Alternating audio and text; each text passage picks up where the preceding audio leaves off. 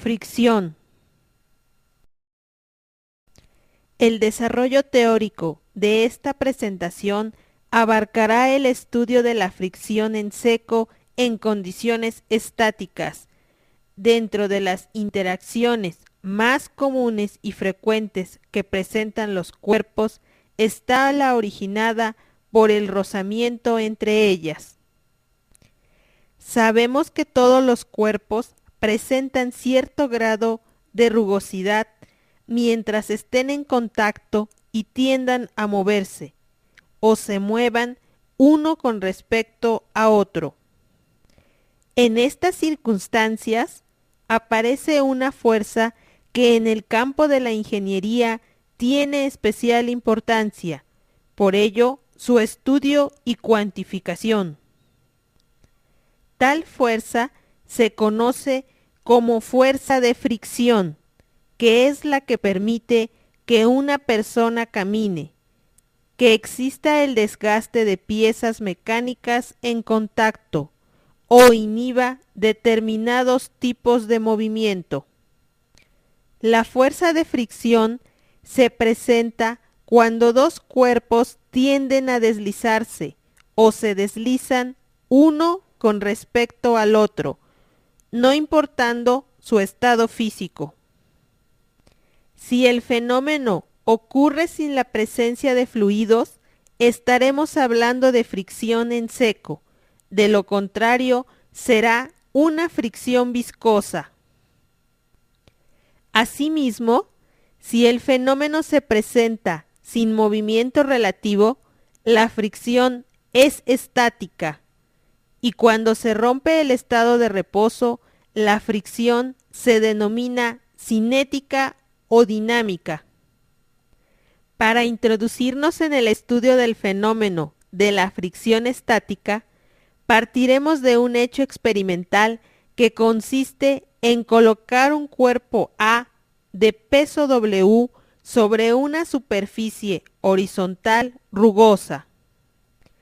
El equilibrio observado lo podemos explicar mediante la construcción del diagrama de cuerpo libre, en donde vemos que el peso W es equilibrado por la fuerza normal N, es decir, no existe movimiento.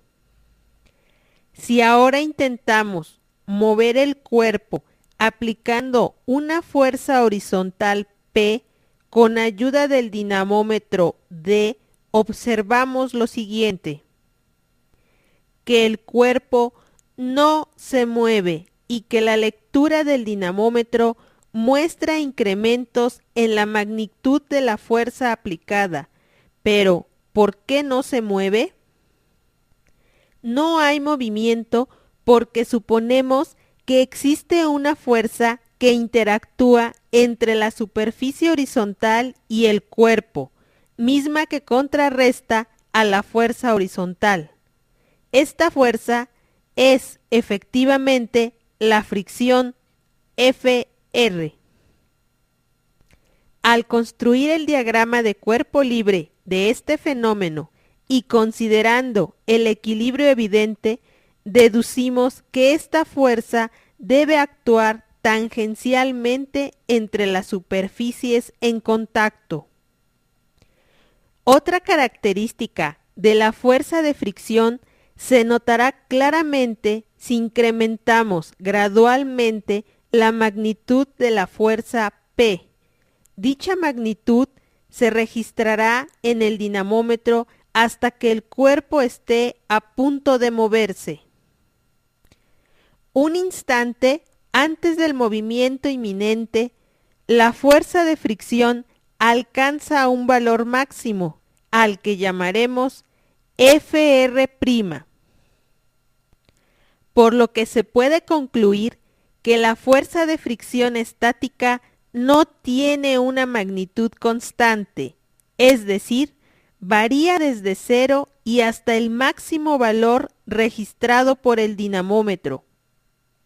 Ahora bien, de la observación del equilibrio que presenta el cuerpo al ser sometido a la fuerza P, consideraremos que el valor de la fricción es idéntico a P, en tanto no sobrepase al valor máximo correspondiente al movimiento inminente.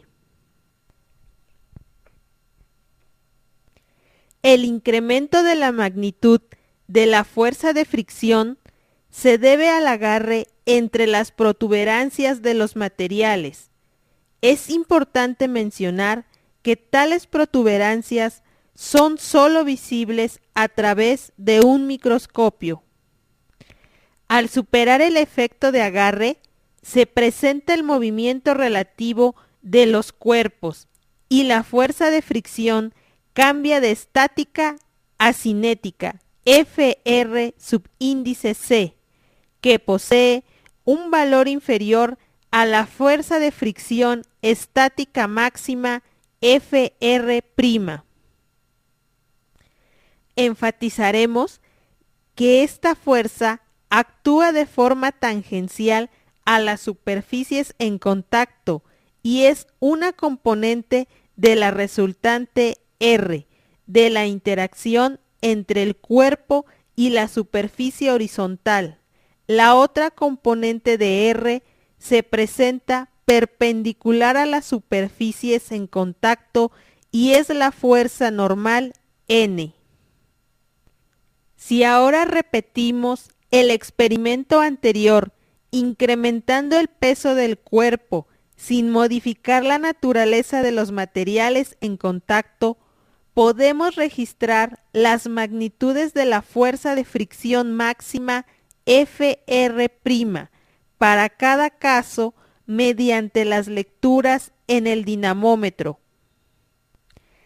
Estas medidas son las correspondientes al movimiento inminente. De esta forma, estamos en posibilidad de construir la gráfica de la fuerza de fricción máxima Fr' contra la fuerza normal N. Si se repitiera el experimento con la variante de emplear diferentes materiales, notaríamos que la pendiente de la recta se modifica y que a mayor aspereza, mayor pendiente, y a menor aspereza, menor pendiente. Esta toma el nombre de coeficiente de fricción estático y se acostumbra a representarlo por mu. Los experimentos realizados hasta ahora han permitido mostrar algunas de las propiedades de la fricción en seco. Estas fueron estudiadas y sus resultados publicados en 1781 por Charles Coulomb, quien observó empíricamente la incidencia de los distintos parámetros que intervienen en el fenómeno y que pueden sintetizarse en las siguientes leyes. Primera, la fuerza de fricción actúa tangencialmente a las superficies en contacto. Segunda, la fuerza de fricción máxima entre dos superficies secas es directamente proporcional a la reacción normal entre dichas superficies. La constante de proporcionalidad es el coeficiente de fricción estático, o sea, mu. Esto es, Fr' es igual a mu por n. Tercera, la magnitud de la fuerza fricción es independiente del área de las superficies en contacto. Cuarta, el coeficiente de fricción cinética es menor que el coeficiente de fricción estática. Otra vertiente de los experimentos consiste en colocar un bloque sobre un plano, el cual incrementará paulatinamente su inclinación angular θ respecto al plano horizontal. El bloque comenzará a moverse con relación al plano inclinado, en un instante en que llega a cierto valor angular. El ángulo correspondiente a la última posición de equilibrio se conoce como ángulo de reposo y se representa con el símbolo φ. Si se analiza el estado de equilibrio de este bloque para la posición última de reposo, se observa que la componente del peso en la dirección paralela al plano deberá ser igual a Fr', en tanto que la magnitud de la fuerza normal es igual a W coseno de φ, dado que Fr' es igual a m por n. Entonces, observamos que el coeficiente de fricción estático es igual a la tangente del ángulo de reposo.